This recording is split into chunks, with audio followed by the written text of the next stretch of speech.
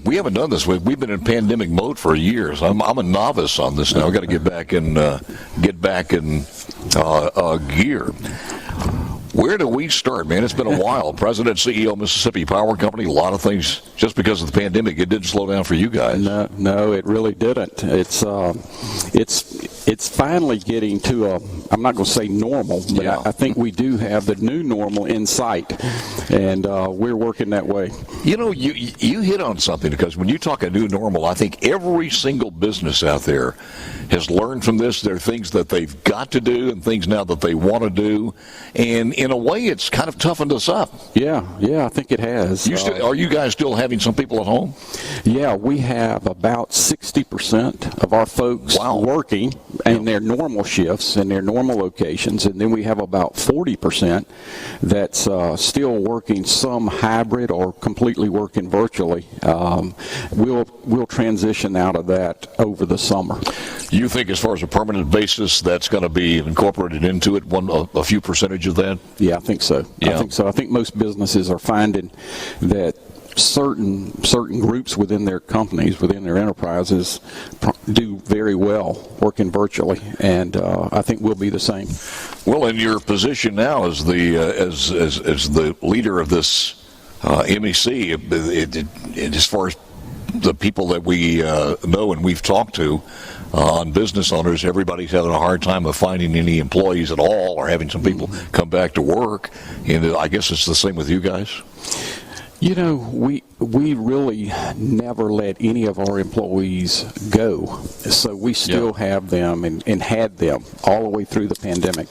You know, our business is 24/7, 365, and we had to keep the business rolling, and we never shut our doors and we never slowed down. We had to keep the lights on.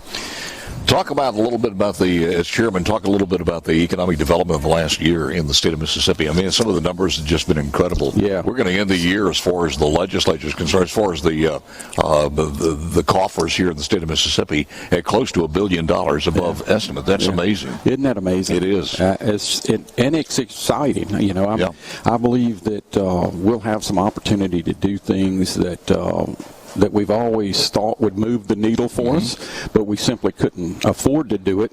And I think our legislature and our leaders here in Jackson are really going to find some creative ways to create more jobs with this surplus. It's an exciting time for economic development, I think. In that position, though, and you're looking, as far as the MEC is concerned, are you involved in the narrative as far as the personal income tax?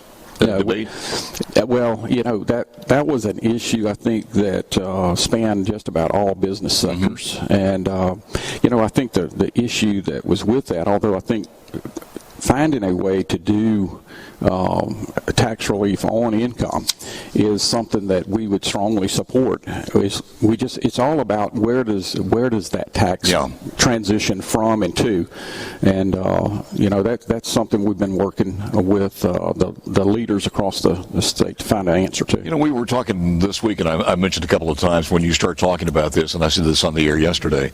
People say, you know, it sounds like a great idea when you show the numbers how much money you're saving, and that's going to go back into the economy. It's a no-brainer. It's where you put that burden of taxes.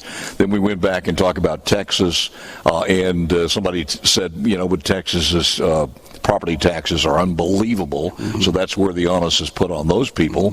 But then again, when you start talking to folks like we did yesterday, and Trey Lamar, chairman of House Ways and Means, he says in the bill that they put forth, property taxes do not increase here. So they feel like in the House they've got a pretty balanced bill. Yeah. So we'll see what happens as it marches on. That's right. You know, a lot of the transition taxes would go into some of the inputs into manufacturing in the old bill, and you know, I think some of that is something that we would hope to avoid if we can. Well, we've done the two things with inventory tax and the franchise tax, and it seems to have helped. And I think you can point to almost $1 billion over estimate as part of that. And regardless of what people say, some of that, yes, is government money, but a lot of it's not. A lot of it's on sales tax. That's right. And the economy generated in the state of Mississippi. Yeah, you know, I think one of the great things that that our governor and business in general, they kept trying to move forward through this pandemic. We never just completely shuttered the doors and rolled the streets up and call it quits for a while. We continued to move forward, and I think that has given us great momentum coming out of this pandemic. I got to ask you about this because I'm still amazed at the thousands of acres that are anticipated to go to wind farms, and we saw some in the Mississippi Delta area. As the president and CEO of Mississippi Power Company, what's your guys' thoughts on this as far as wind turbines in the state? Wind turbines, they work. You just have to be in a part of the U.S. that has wind on a high percentage of the time.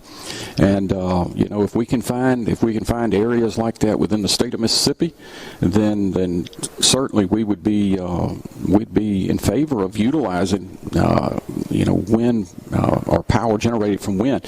It's that is a form of energy that it's clean and it's always there, except when it's not there. You're exactly right. Yeah. Well, I would think somewhere, of course, you can't do this as far as politics are concerned, but the greatest place is going to be on the coast, where that breeze is coming off, and of course. You can't store that, can you? No. I mean, it's direct. If you can store it, wait for the next tropical storm, and you've got it. Speaking of which, storm preparation and everything, you just alerted me that we've got another storm. It hasn't been named yet, but looks like Thursday or Friday it's going to be moving into the Gulf of Mexico and targeted now for, it looks like, Louisiana. Yeah, it's crazy to have a storm this early. It actually is forming in the Gulf, and they believe that it'll continue to move slowly in a northward track and unfortunately make it to the United States this weekend, probably a Friday or Saturday landfall, maybe in Louisiana. Not going to be a strong wind event, I don't believe. I think it'll be a tropical storm, but I think it'll be a lot of rain for whoever gets it. Well, and if it's going to give us some cooler weather, and after this week, nobody's going to be griping about that one. Let me ask you this: when you start looking at the last year since the 70th annual, this is the 71st. So when you go look back over a year, it's almost have to strike it out and say we were such in a chaotic state you can't gauge anything, but. From you guys at Mississippi Power Company and also from the Mississippi Economic Council, when you look at this thing, we've made some great strides. The phone is apparently ringing off the wall is what I hear, and Ryan's coming in a little bit later. We'll talk to him.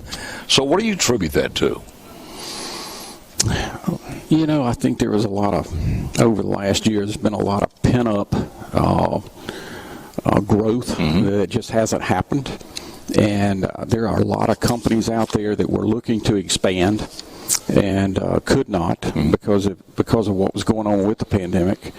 And I think that it's simply companies ready to get their business moving. And they're looking to expand. They're looking to find new avenues for their products.